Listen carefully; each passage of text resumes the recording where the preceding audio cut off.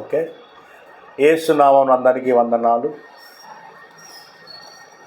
దేవుని నామానికి స్తోత్రములు చెల్లిస్తున్నాం. మరి ఈరోజు వాక్యము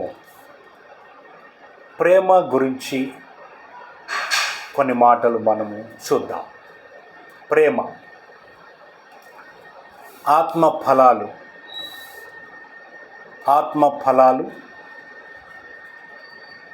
తర్వాత అందులో ఒక ఫలమైనటువంటి ప్రేమ గురించి మనము ఈరోజు ధ్యానం చేద్దాం.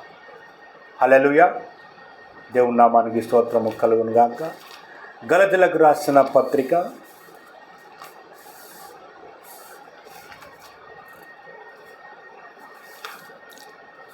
5వ అధ్యాయము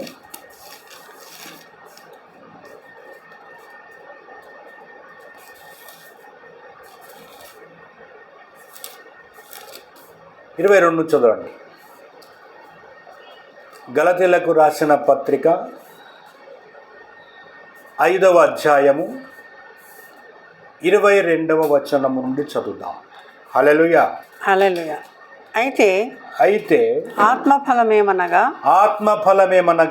ప్రేమ, సంతోషము, సమాధానము, దీర్ఘశాంతము, దయాళత్వము, మంచితనము, విశ్వాసము, సాత్వికము, ఆశా నిగ్రహము.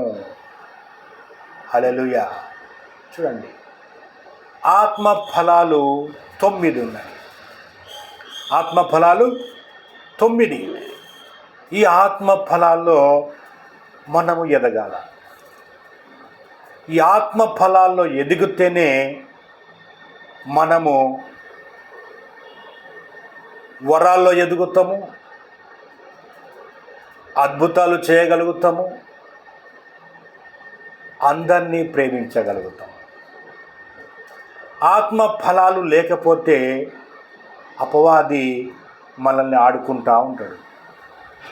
చాలామంది క్రైస్తవ కుటుంబాల్లో ఈ సమస్య తలెత్తుతున్నది. ఫలాల్లో ఫలించాలి మనం.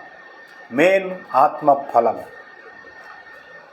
వరము ఇతరులకు పనిచేస్తుంది, ఫలము మనకు పనిచేస్తుంది. చాలామంది వరాలు అడుగుతారు. కరెక్టే, అడగాలి. వరాలు అడగాల, వరాల్లో మనము అభివృద్ధి కావాలా, అద్భుతాలు చేయాలా, ఓకే. కానీ ఫలాల్లో కూడా ఫలించాలి. ఫలము లేకపోతే అపవాది నిన్ను ఇబ్బంది పెట్టేస్తాడు. సో ఫలములో ఫలించాలి. కాబట్టి మరి ఇందులో ఈ 9 ఆత్మ ఫలాల్లో ఫస్ట్ ఫలం ఏంటిది? ప్రేమ. ఈ ప్రేమ గురించి కొన్ని మాటలు మనము చూద్దాం. ఓకే, ఈ ప్రేమ గురించి కొన్ని మాటలు మనము చూద్దాం. దేవుని నామానికి స్తోత్రము కలుగును గాక. 1వ కొరింథీయులు 13వ అధ్యాయం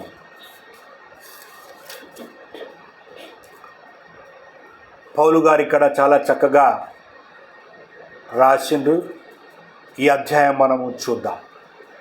చదవండి. వచనం మొదటి నుంచి చదువుదాం.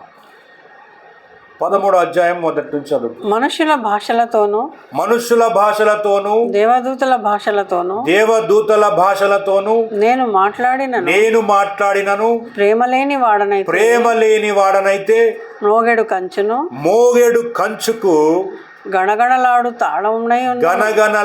తాళమునై ఉండునట. హల్లెలూయా. చూడండి, ప్రేమ మనుషుల భాషలతో దేవదూతల భాషలతో నేను మాట్లాడినను, ప్రేమ లేకపోతే వట్టిదే అంటున్నాడు ఇక్కడ పౌలు. ప్రేమ లేకపోతే వట్టిదే. చదవమ్మా. ప్రవచించు కృపావరము కలిగి మర్మములన్నయు జ్ఞానమంతయు ఎరిగిన వాడనైనను కొండలను పెకిలింపగల పరిపూర్ణ విశ్వాసము కలవాడనైనను ప్రేమలేని వాడనైతే నేను వ్యర్థుడను. ప్రేమ లేని వాడనైతే నేను వ్యర్థుడను అంటున్నాడు. హల్లెలూయా. చూడండి, చాలామంది వరాలు అడుగుతారు, ఓకే సంతోషం, వరాలతో పాటు ఫలాలు అడగాల. ఫలము లేదనుకో శత్రువు నిన్ను ఇబ్బంది చేసేస్తాడు. వరము పనిచేస్తుంది, ఎదుటి వ్యక్తి బాగుపడతాడు.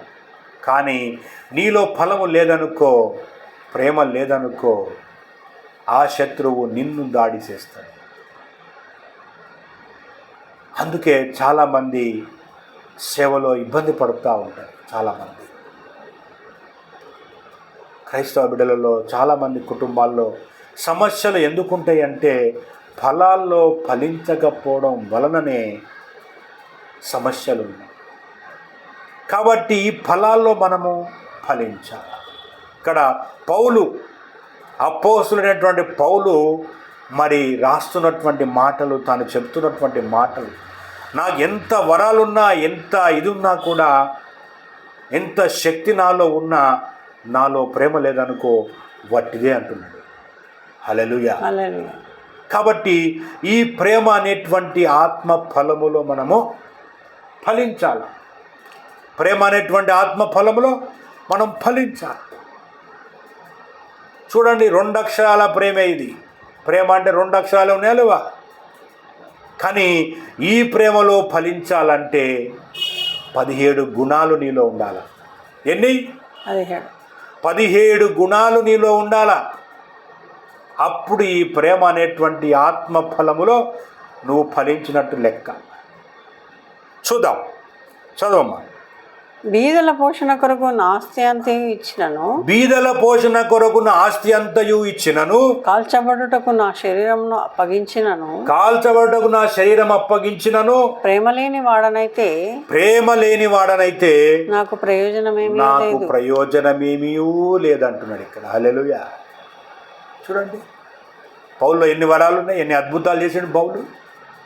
కానీ ఆయనలో ప్రేమ లేకపోతే ఆయన చేసిన అద్భుతాలు అవన్నీ వ్యర్థమే అంటున్నాడు. నాకు ప్రయోజనము లేదు అంటున్నాడు.